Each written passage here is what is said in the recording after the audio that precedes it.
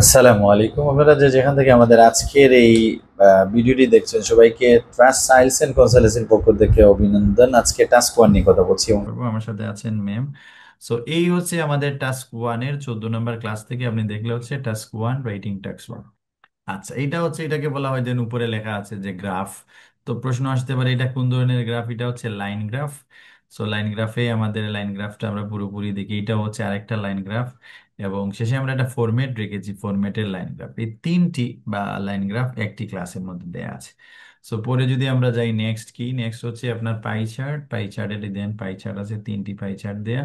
তারপরে এটা হচ্ছে সেকেন্ড পাই চার্ট, তারপরে হচ্ছে থার্ড পাই চার্ট। মানে হচ্ছে প্রত্যেকটি ক্লাসে তিনটি পিকচার, ইমেজ, যাই বলেন, যে নামে বলেন, তিনটি করে আছে। তারপরে আসে আপনার দেখেন বার গ্রাফ, এবং বার গ্রাফের সেম তিনটি পাবেন, এবং বার গ্রাফের পরে আপনি পাচ্ছেন টেবিল, টেবিলেও দেখবেন।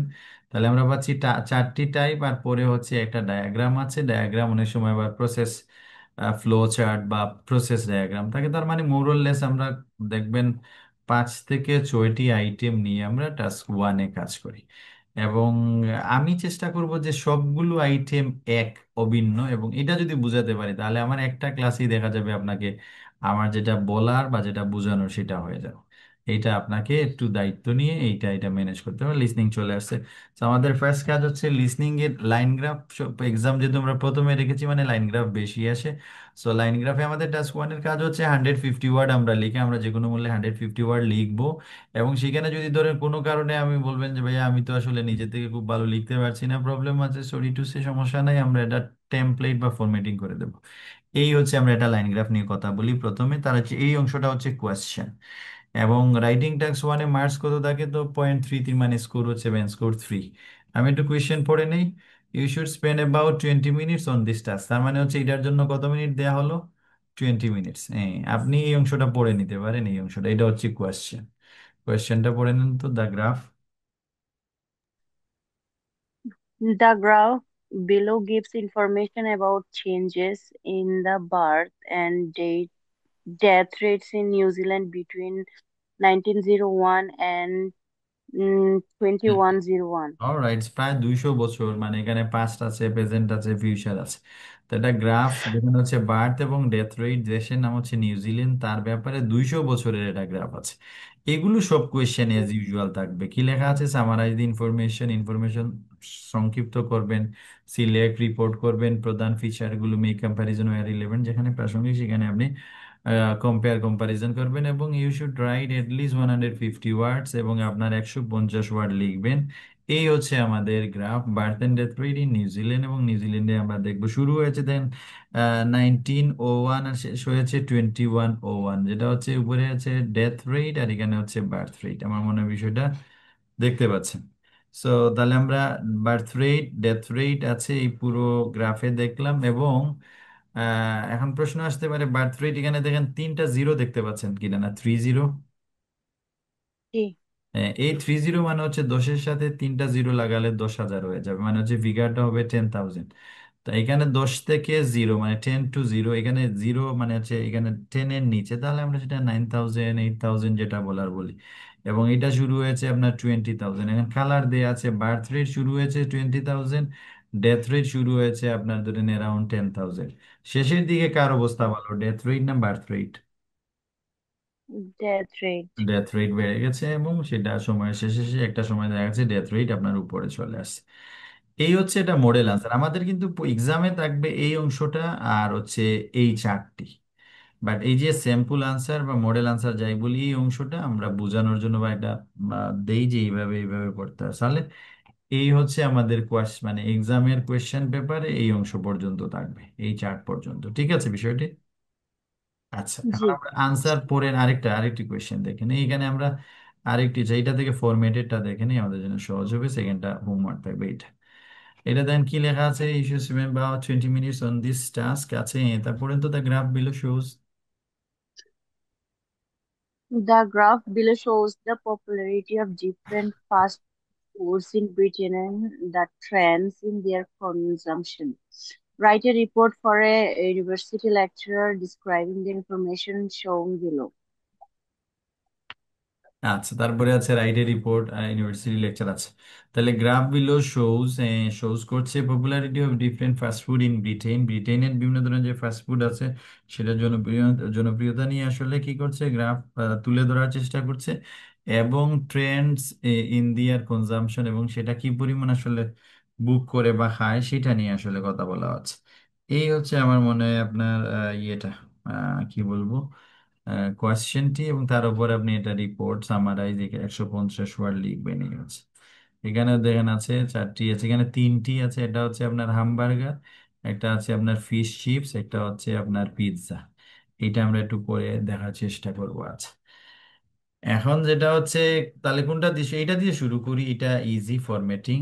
এখানে প্রথম যে প্যারাটা, এটা বলা হয় যে কোয়েশ্চেন যেটা থাকবে এই অংশটা, এইটাকে প্যারাফ্রেজ করে ইন্ট্রোডাকশন তৈরি করা। বুঝতে পেরেছেন কিনা না?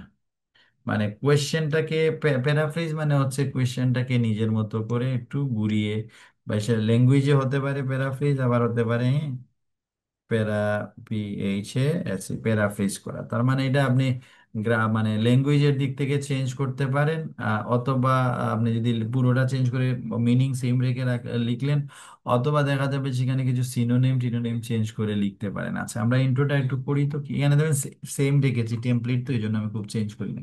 আমি ধরে নিয়েছি একজন লার্নার একদম পারে না, এই অবস্থায় সে পরীক্ষায় পাশ করতে চায়, তাকে কি করতে হবে, এইটা হচ্ছে তার তার জন্য মেডিসিন। একটু পড়েন তো, দা গিভেন।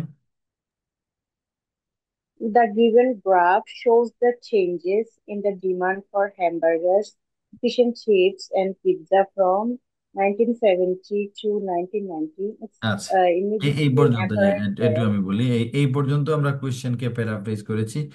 আর এইটাকে ওভারভিউ, আমি কনক্লুশন যেহেতু লিখবো এই জন্য আরেকটা অংশ ওভারভিউ দিয়েছি। বলছি ইট ইজ ইমিডিয়েটলি অ্যাপারেন্ট, মানে এটা তাৎক্ষণিকভাবে স্পষ্ট যে এইটার সবচেয়ে জনপ্রিয় popular food was pizza in 1970। আমরা দেখলাম যে 1970 সবচেয়ে ভালো অবস্থা হচ্ছে পিৎজার, অ্যারাউন্ড 300। ঠিক আছে কিনা না? hmm, মানে যার অবস্থা সবচেয়ে ভালো, যার অবস্থা সবচেয়ে খারাপ, এই দুটি বিষয় খুবই কি বলবো, মানে রাইটিং টাস্ক ওয়ানের জন্য খুবই ইম্পর্টেন্ট ইস্যুস, ইন্ডিকেটর। সো এই দুটি বিষয়কেই আমরা মার্ক করে রাখবো, এবং এই দুটি বিষয় ডেফিনেটলি আমরা চেষ্টা করবো এই দুটি বিষয় নিয়ে কথা বলার। আছে দেন আমাদের শুরু হয়ে গেল, আমরা চলে আসলাম বডি প্যারা। হ্যাঁ, বডি প্যারা বলতে পারে যে, তাহলে কি লেখা আছে, দ্য মোস্ট মার্ক ফিচার, পড়েন তো। the most marked feature is the demand for fish and chips that stood at below 100 at the start of the period. Hmm. The demand for fish and chips increased rapidly from below 100 in 1972, approximately 500 at the end of the period. আচ্ছা, আমরা নাম পেয়েছি fish and chips, am I right? Fish and হ্যাঁ, chips. এবার আমরা একটু কোয়েশ্চেনে যাই, sorry, ইমেজে যাই। তাহলে দেখেন ফিশ এন্ড চিপস, রেড কালারের যেটা, তো বলা হচ্ছে এটা শুরু নিচে, 100-এর নিচে কিনা না, দেখেন তো, এই হ্যাঁ, 100 এর 100-এর নিচে। নিচে, এবং সময়ের ব্যবধানে সেটা বেড়ে হয়েছে অ্যারাউন্ড 5000, সরি 500, 500 হয়েছে কিনা না? হ্যাঁ, আচ্ছা, তো এই হ্যাঁ, জন্য আর এটাই সবচেয়ে বেশি বেড়েছে, মানে এটার ধারে কাছে আর কেউ নেই। তো সেই জন্য আমরা হুম, এটাকে ফার্স্ট সেকশন নিলাম, লিখলাম যে দ্য মোস্ট মার্কড ফিচার, মানে সবচেয়ে হুম, সিগনিফিক্যান্ট ফিচার, তাৎপর্যপূর্ণ সিগনিফিক্যান্ট লিখতাম, ফিচার্স মানে character, is the demand for fish and chips. Demand এবং ফিশ অ্যান্ড চিপসের ডিমান্ড মানে পপুলারিটি, আপনি চাইলে পপুলারিটি লিখতে পারেন, যেটা স্টুডেন্ট বিলো 100, এটা শুরুতে at the start of the period, মানে শুরুতে 100-র নিচে ছিল, এই যে 100-র নিচে ছিল। আচ্ছা, তো ছিল কেন বলতেছি, যে এটা 1917 ইয়ার এবং 1990, তার মানে হচ্ছে পাস্ট, এবং আমাদের এই পুরো টাস্কটা হবে পাস্ট টেন্সেস রিলেটেড, যে স্ট্রাকচার গুলো আছে সেগুলো দিয়ে আসলে আমরা তৈরি করার চেষ্টা করবো। সো আমাদের পেলাম যে the most mark feature is demand for fish and chips that student below 100 at the start of the period. আছে, তারপরে আমরা দেখলাম যে the demand for fish and chips সেটা ইনক্রিজড হয়েছিল, কি হয়েছিল, ইনক্রিজ, এবং আমরা দেখলাম যে increased. সেটা বেড়েছিল, এবং দেখবেন খুব র্যাপিডলি, বলছি র্যাপিডলি, 100 থেকে, চাইলে আমরা এখান থেকে প্রথমে এইখানে বলতে পারতাম যে আপনার 70 থেকে 80 এতটুকু বেড়েছিল, যেটা স্লোলি বেড়েছিল, তারপরে হচ্ছে আপনার র্যাপিডলি বেড়েছিল। সো আমি একসাথে নিয়ে নিলাম, এটা আপনি চাইলে আস্তে আস্তে আপনার মতো করে পড়বেন। The demand for fish and chips increased rapidly from below 100 in 1970 to approximately is a synonym of about, মানে প্রায়, কাছাকাছি, অ্যারাউন্ড বলতে পারেন, at the end of the period মানে হচ্ছে 1990। এই প্যারাটি ছিল হুম, ফর ফিশ এন্ড চিপস, আমার মনে হয় ক্লিয়ার। জি, অলরাইট, সো এখন আমরা যখনই হাইয়েস্ট পজিশন নিয়ে কথা বলবো তারপরেই আমরা লোয়েস্টে চলে আসবো, তার বিপরীতে, কারণ আমাদের এখানে হামবার্গারও তুলনামূলকভাবে বেড়েছিল, এই জন্য আমরা বিপরীতটা হচ্ছে পিৎজা, আমরা পিৎজাতে চলে গেলাম। পিৎজার প্যারাটি একটু দেখেন হুম। তো কি লেখা আছে, বাই কন্ট্রাস্ট। যখন আমরা বিপরীত কিছুতে যাব তখন আমরা বলবো বাই কন্ট্রাস্ট। বাই কন্ট্রাস্ট বলে পড়েন তো। By contrast, pizza was the opposite point of the scale. It started around 300 in 1970, but there was a slow decrease in the demand for price at around 200 in হুম, 1990. বলছে demand for pizza at around, বলছে যে by contrast হচ্ছে pizza opposite point of the scale, এটা সব লাইনে লেখা যাবে, এটা ফরম্যাটিং এর লাইন। যার অবস্থা খারাপ, হ্যাঁ, ইট স্টার্টেড হয়েছে 300 1970, তারপরে স্লো ডিক্রিজ হয়েছে এবং কমতে কমতে এটা 1919 এসে 200 হয়ে গেছে। So, আমার কাছে মনে হয়েছে তাহলে Hmm. বিপরীত অবস্থানে আছে কে? বিপরীত অবস্থানে আছে আপনার হচ্ছে পিৎজা। Pizza. Hmm. তারপরে গেল, তারপরে হ্যাঁ, এখন Furthermore, আমি আপনারে hamburgers বলি, আমাদের তো লেখা এই মুহূর্তে শেষ করে নিতে পারতাম, কিন্তু আমাদের তো এখানে একটা কন্ডিশন বলছে লিস্ট কত ওয়ার্ড লিখতে হবে, উই উইল রাইট 150 ওয়ার্ডস। 150 এখন আমাদের তো words. Hundred Yeah. Fifty word হচ্ছে না, সেই জন্য আমাদেরকে এখানে কিছু কোয়ালিটি আমরা না ডাউন দিলাম, দিয়ে আমরা ওয়ার্ড বাড়ানোর চেষ্টা করেছি। তাহলে আমাদের এইখানেও তাদের যে ডিমান্ড আছে, তাদের যে মানে রুলস আছে, সেটাও আমরা কিন্তু মিট করার চেষ্টা করেছি। Furthermore hamburgers were the least popular food in 1970 with the total demand for 15 grams. এটা ছিল উইচ ইনক্রিজ গ্র্যাজুয়ালি টিল 1985, এবং সেটা বেড়ে 1985-এ আপনার কি হয়েছে, the total demand for hamburger skyrocketed to 299 grams in 1990। আচ্ছা, আমরা এটা একটু দেখি, এটা শুরুতে দেখেন আছে, এখানে আছে অনেক মানে একদম প্রায় ধরেন 20 25 বা 30 বা 40 ধরতে পারেন আছে। তারপরে এটা বেড়ে প্রায় 300-এর কাছাকাছি, একদম 300 বলা যাবে না, কাছাকাছি, এই জন্য আমরা ওইখানে ওরা দিয়েছে 299, আপনি কম বেশ করে দিতে পারেন। Hmm. আচ্ছা, তাহলে হামবার্গার লিস্ট Hmm. পপুলার ছিল 1917-এ, টোটাল ছিল 15 গ্রাম, আমরা হয়তো 20 গ্রাম বলছি, 25 গ্রাম, যেগুলো তো আমরা অ্যারাউন্ড দিয়ে বলবো, কম বেশি হলে কোনো সমস্যা নেই। Hmm. আচ্ছা, যেটা কিনা গ্র্যাজুয়ালি ইনক্রিজ হয়েছিল 1980 85, তো 85 মানে এইটা বোঝাচ্ছে যে গ্র্যাজুয়াল ইনক্রিজ হয়েছিল। তারপরে দেখেন Hmm. টোটাল যে আপনার ডিমান্ড হামবার্গার, সেটা স্কাই রকেট, স্কাই রকেটেড মানে হচ্ছে ইনক্রিজড র্যাপিডলি, মানে খুবই, বা Hmm. ইনক্রিজ ড্রামাটিকলি বলছে, এবং সেটা মানে এই যে ধরেন এখানে হয়তো বড় জোর হয়েছে 100 থেকে 300-তে চলে গেছে, ফলে এটাকে আমরা স্কাই রকেটেড এখানে বারবার পাস ফর্ম হিসাবে নিলাম। তাহলে এখানে আমরা তিনটির বর্ণনা কেন করেছি, বিকজ আমাদের ওয়ার্ডের লিমিটেশন আছে, এটা যেহেতু ফরম্যাট, এখানে খুব হাই ভোকাবুলারি দেওয়ার আসলে চান্স থাকবে না, কারণ লার্নাররা যে লেভেলের, তাদের ওই লেভেল মেনটেন করে আসলে আমরা এটাকে রেডি করেছি, ধরে নিয়েছি ধরে 5 5.5 বা 6 যারা পাচ্ছে তাদের জন্য, এবং তারা কোনোভাবে হয়তো ইংরেজি ভালো করে বুঝতেছে না, বা ইনিশিয়ালি তাদের হয়তো ওই ওই বিষয়টা না, এই জন্য ফরম্যাটে আমরা একটু আলোচনা করলে এটা সুবিধা আছে, আর রাইটিং এর জন্য আলাদা রাইটিং কোর্স করা লাগবে না, এটা আমাদের জন্য লস, আমরা রাইটিং কোর্স আর নিতে পারি না, বাট সুবিধা আপনাদের জন্য ভালো। আমার মনে হচ্ছে আইএলটিএস যেহেতু রিডিং ও ডিফিকাল্ট, স্পিকিং এও ঝামেলা হয়, লিসনিং এ অনেক সময় বুঝতে সমস্যা হয়, তাহলে সবগুলো এত ঝামেলা, তার মধ্যে যদি অ্যাটলিস্ট একটি মডিউল আমরা সহজ করে দিতে পারি, তাহলে যে লার্নার একটু হলেও হ্যাপি হবে। আচ্ছা, ওভারঅল লিখলে এটা হচ্ছে নট কম্পালসারি, এটা লিখলেও পারেন, আর যদি না লিখেন এইখানে ওভারঅল শব্দটা দিয়ে দেবেন ইন্ট্রোর সাথে। So, আমরা বলবো যে হ্যাঁ, আমরা overall it indicates from the data, data থেকে এটা ইন্ডিকেটস করে যে there are some substantial features in the chart, চার্টে কিছু গুরুত্বপূর্ণ কি আছে, বৈশিষ্ট্য আছে। আমার এটা ক্লিয়ার। জি। আচ্ছা, এই ছিল আমাদের, এটা হচ্ছে আমরা যে ফরম্যাট নিয়ে কাজ করলাম এইটা, এবং এইটার মান ধরেন অ্যারাউন্ড 6 5.5, এর বেশি আসলে হওয়ার কথা না। কিন্তু আমরা যদি এইটা আবার দেখি, দেবেন এটা অনেক স্ট্যান্ডার্ড, এবং এটাতে এইটাও ডিফিকাল্ট আছে, স্ট্যান্ডার্ড আছে, এইটাও আমার বলবো যে হ্যাঁ যথেষ্ট দাবি রাখে, এটা এটা এটা একটু আমরা পড়তে পারি। একটু পড়েন, এটা একটা ভালো সিম্পল আনসার, একটু পড়েন তো কি লেখা আছে। The given diagram depicts the fluctuation on death and birth rate in New Zealand from 1901 and also given projection till year 2101. Between 1901 and the তাহলে এটা present এটা এটা day, the ইন্ট্রো, birth. এটা তো বুঝতে পেরেছেন ম্যাম, এটা তাহলে কি দাঁড়ালো, এটা হচ্ছে জি। ইন্ট্রো। এটাতে বেশ কিছু ওয়ার্ড ডিফিকাল্ট আছে, যেমন ফ্লাকচুয়েশন আছে, ডিপিক্ট আছে, আছে কিনা না, প্রজেকশন আছে, হ্যাঁ। হুম তো এগুলো মোটামুটি টাফ হুম টাফ ভোকাবুলারি আছে, বিকজ এটার ব্যান্ড স্কোর অনেক ভালো আছে। তারপরে আমরা এই প্যারাটা একটু পড়বো, এটা হচ্ছে ইটস ফর আই থিঙ্ক আছে বার্থ রেট। আমরা একটু বার্থ রেটের জন্য প্যারাটি পড়ে নেই, between 1901। Um, Between 1901 and the present day, the birth rate has been consistently higher than the death rate. It stood at uh, 20,000 at the start of this period and increased to a peak of 66,000 66,000 in, in 1961. all right, since Since then. then, the rate has in fluctuated between 65 and 50,000, and it is expected to decline slowly to around 45,000 births by the end of the century. আচ্ছা, এখানে দেন সে যেভাবে chance পেয়েছে সব এইভাবে গ্রাফে এইভাবে হবে না। ওকে, যেটা হচ্ছে এখানে সুবিধা হচ্ছে, এখানে দেন আপনি প্রথমে হচ্ছে 1900 আছে, এখানে আবার 2100 আছে, মানে হচ্ছে 200 বছর। সেই জন্য আমি যদি প্রথমে দেন শুরু করেছে একটা টেন্সে, পরে ফিউচারের অংশটা আছে, সেই জন্য এটা ইচ্ছে মতো করে খুব ভালো ল্যাঙ্গুয়েজে লিখেছে। তো আমি একটু সেটার মিনিং বোঝানোর চেষ্টা করি। আমরা খেয়াল করে দেখি, শুরুতে বলছিল বার্থ রেট হচ্ছে দেন 20, মানে 20-র সাথে 3টা জিরো লাগালে 20,000। সো বলছে যে বিটুইন 1901 অ্যান্ড প্রেজেন্টে, প্রেজেন্টে বলতে হয়তো বোঝাচ্ছে 2025-30, তখন 20 ছিল হয়তো এরকম।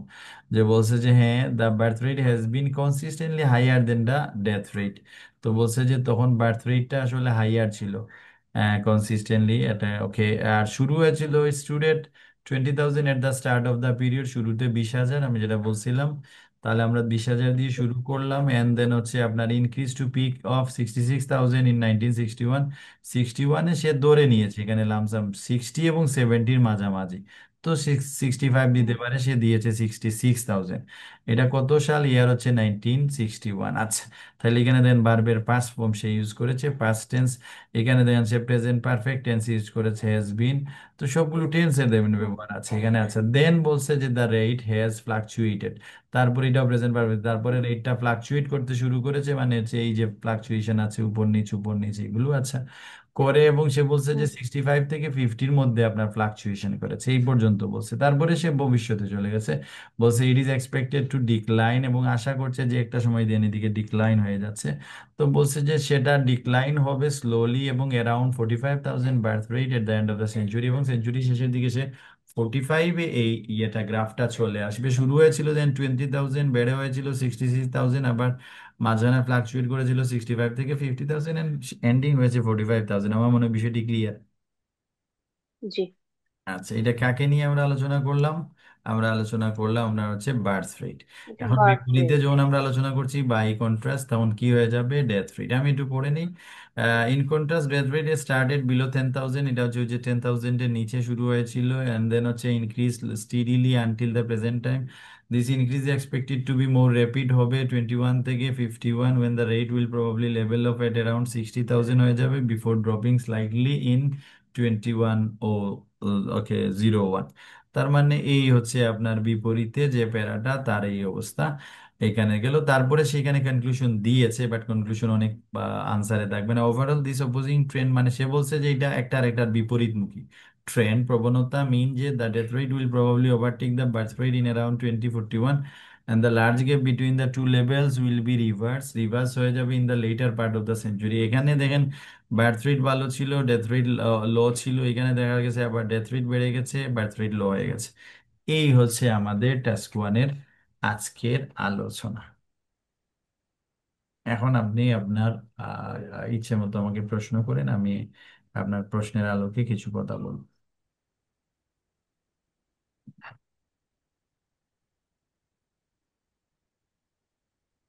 হ্যালো।